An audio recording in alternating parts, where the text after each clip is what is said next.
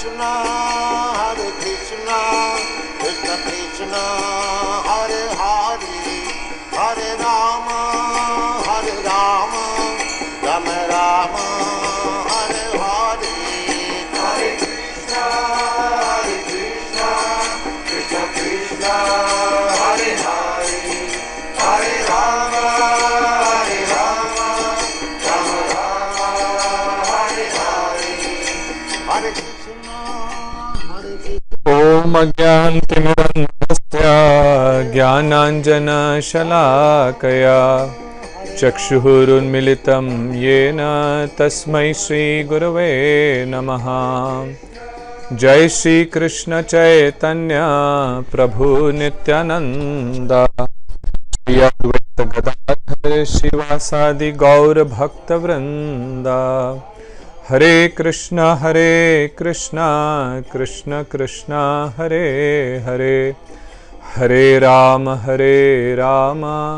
Rama Rama, Hare Hare. Hare Krishna. By the mercy of Shri Shri Guru and Gauranga and Shri Shri Radha Govind Dev Ji, we have successfully completed the discussion of the introduction of Bhagavad Gita as well as Gita Mahatmyam, the 7 verses composed by Sri Adi Shankaracharya in the glorification of Bhagavad Gita, and also a brief history of the reasons that led to the battle of Mahabharat in Kurukshetra. If you join this group later and have not received any one of these, please let me know and I will resend them to you. On this very auspicious day of Sri Jagannath Rath Yatra, we will now start from the first verse of the first chapter of Bhagavad Gita. The Rath Yatra of Lord Jagannath has a special connection to Kurukshetra. When Sri Krishna left Vrindavan to free his parents Devaki and Vasudev from the prison of Kansa, after that he went to Dwarka, never came back to Vrindavan. The residents of Vrindavan, the Brajbasis, constantly lamented in his separation. After a long time, Shri Krishna invited them to come to Kurukshetra on the holy auspicious day of solar eclipse. The Brajbasis were very excited and happy to see Krishna after such a long time. And the Gopis, headed by Srimati Radhika, were also very happy. However, they were not satisfied because Kurukshetra was not the same as Vrindavan, and Shri Krishna was not dressed as a cowherd boy, he was in the attire of a royal king. They requested Krishna to please come back to Vrindavan, and in their desire to take him back to Vrindavan, started pulling his chariot towards the direction of Vrindavan. So the Rath Yatra that is celebrated today is a commemoration of this transcendental pastime where the residents of Vrindavan are pulling Krishna back to Vrindavan. And if we read Bhagavad Gita and follow the instructions of Krishna in Bhagavad Gita, then our heart will also become like a temple and we will be able to pull the Supreme Lord in this heart and worship him eternally. I pray to Shri Shri Guru and Gauranga, Shri Shri Radha Govind Dev Ji, and sincerely hope that by this systematic study of Bhagavad Gita and by constantly hearing, reading and meditating on the teachings of Lord Krishna will bring a constructive spiritual transformation to your life that will help you to live a more meaningful, blissful and fulfilled life. As we start the discussion of the first verse and continue from there, there would be many times that we may have to do this over a couple of different audio clips, as some of the verses will take longer time to discuss and explain. Each verse of Bhagavad Gita is an ocean of transcendental knowledge.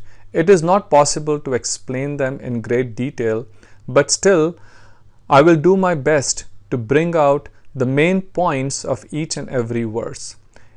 If you have any questions about any of the topics that we discuss or what you read in the commentaries of Bhagavad Gita, please feel free to ask the question. It is very important that we should have no doubt as we study Bhagavad Gita. Krishna also tells Arjun that make sure that you have no doubt left. Because if we have any doubt about the teachings of the Lord, then our faith will not be fully fructified. It would not be strengthened. So please, if you have any questions, feel free to text me or call me, and I will do my best to try and answer those questions. As I had requested before also, that you must have a copy of Bhagavad Gita as we study these verses. I strongly recommend to have Bhagavad Gita as it is by His Divine Grace, A.C. Bhaktivedanta Swami Prabhupada, which is written on the basis of the commentaries of a great Gaudiya Vaishnava Acharya, Baladev Vidyabhushan. I also strongly recommend that you have a copy of Srila Bhagavad Gita translated by His Divine Grace, Srila Bhaktivedanta Narayan Goswami Maharaj. He has written it on the basis of commentaries of another Gaudiya Acharya, famous Gaudiya Vaishnava Acharya, Srila Vishwanath Chakravarti Thakur, as well as the seventh Goswami, Srila Bhaktivinod Thakur. Both these books are available online in electronic version, but at the same time, you should have physical copies, as simply touching Bhagavad Gita can energize your spiritual life. You can get them from bhaktistore.com or also from temple and many other places. Srimad Bhagavad Gita is a manifestation of the Supreme Lord Himself. In Padma Puran, there are 18 chapters describing the glories of each chapter of Bhagavad Gita. Parvati once asked Lord Shiva about the glories of Srimad Bhagavad Gita, which was spoken by Lord Krishna and by hearing which one's devotion to Lord Krishna increases. Lord Shiva replied that I am always worshipping Shri Krishna, whose body is the color of dark rain cloud and whose carrier is king of birds, Garuda, and who in his form as Mahavishnu is lying on Anant Shesha. His glories are unlimited. Shivji said that once after killing the demon Mura, Lord Vishnu was lying peacefully on Anant Shesha, and that time Sri Lakshmi asked him, O Lord, while sleeping, what are you thinking? Lord Vishnu said, O Lakshmi, I am not sleeping, but I am seeing the wonderful workings of my energies which are controlling everything. However, I am still separate from them, even though these are my energies. Anyone who remembers these divine activities of mine, and that the great devotees and yogis manage to free themselves from the wheel of birth and death and attain the transcendental nature of mine, my supreme abode, which is eternal and free from all material qualities. That time Lakshmiji said that please explain me about the workings of your wonderful energy that are so attractive that even you lying here are meditating upon them.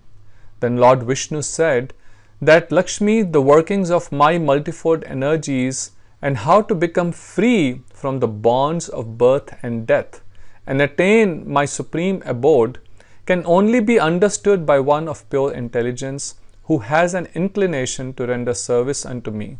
This transcendental knowledge is fully explained in Srimad Bhagavad Gita. He said that I myself have manifested in the form of Bhagavad Gita. Please understand that the first 5 chapters are my 5 heads, the next 10 chapters are my 10 arms, and the 16th chapter is my stomach. The last 2 chapters are my lotus feet. In this way, you should understand the transcendental deity of the Bhagavad Gita. This Bhagavad Gita is the destroyer of all sins. So praying at the lotus feet of Sri Krishna and in his form as Bhagavad Gita, we now start the first chapter of Bhagavad Gita, which is entitled Sanya Darshan, which means observing the armies. Verse number 1. Dhritarashtra uvacha dharam kshetre kurukshetre samvetayuyutsavaha mamakaha pandavascha eva kim akurvat Sanjaya.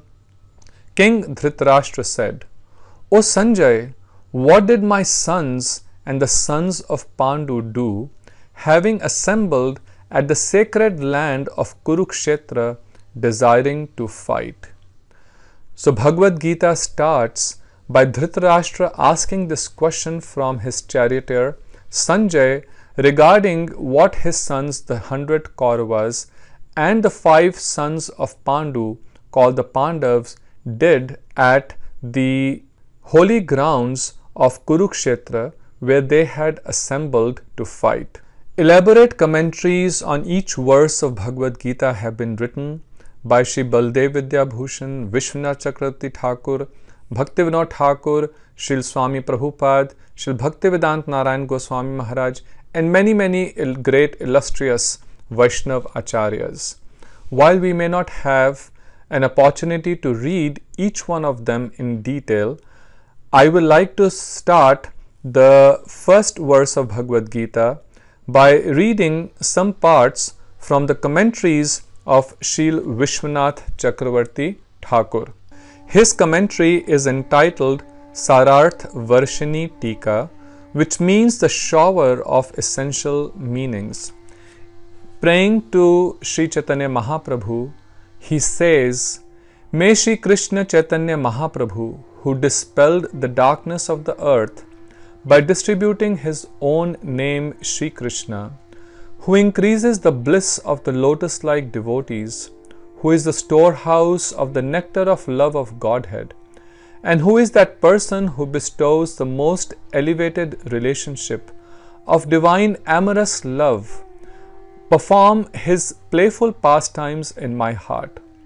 Although I am ignorant while deliberating on the thoughts expressed by the previous Vaishnav Acharyas, and by following the conclusions of Sri Krishna Chaitanya Mahaprabhu, the crest jewel of all those in the renounced order, I have become greedy to taste a drop of nectar in the form of the Bhagavad Gita.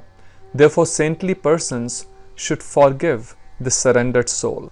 After invoking the mercy of Sri Krishna Chaitanya Mahaprabhu, Sri Vishwanath Chakravarti Thakur continues, Swayam Bhagwan Sri Krishna is the supreme absolute truth in human-like form. He is the ultimate objective of all scriptures, and he appeared as the son of Sri Vasudev in Sri Gopalpuri. He is supremely inconceivable and beyond the perception of the material senses. Yet he becomes visible to the eyes of common men through the medium of his internal potency, Yogamaya. He imparted the instructions of Bhagavad Gita, thus delivering the souls bewildered by this material world, who were drowning in the ocean of birth and death.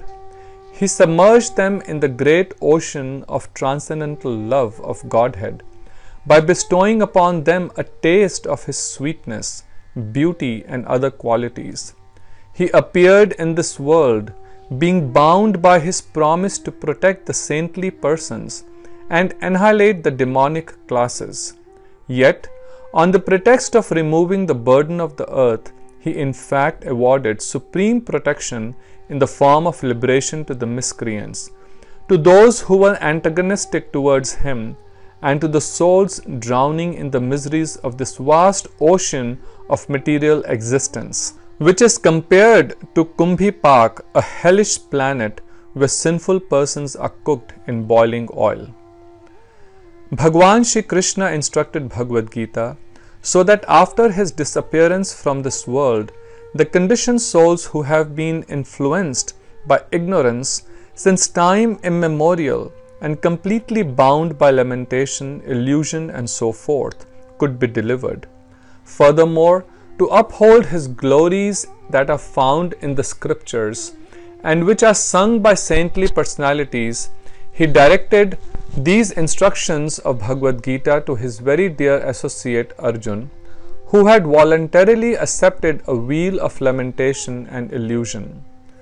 This Bhagavad Gita has three divisions: Karam Yoga, or the path of spiritual advancement, where the fruit of one's pious action is offered to the Lord.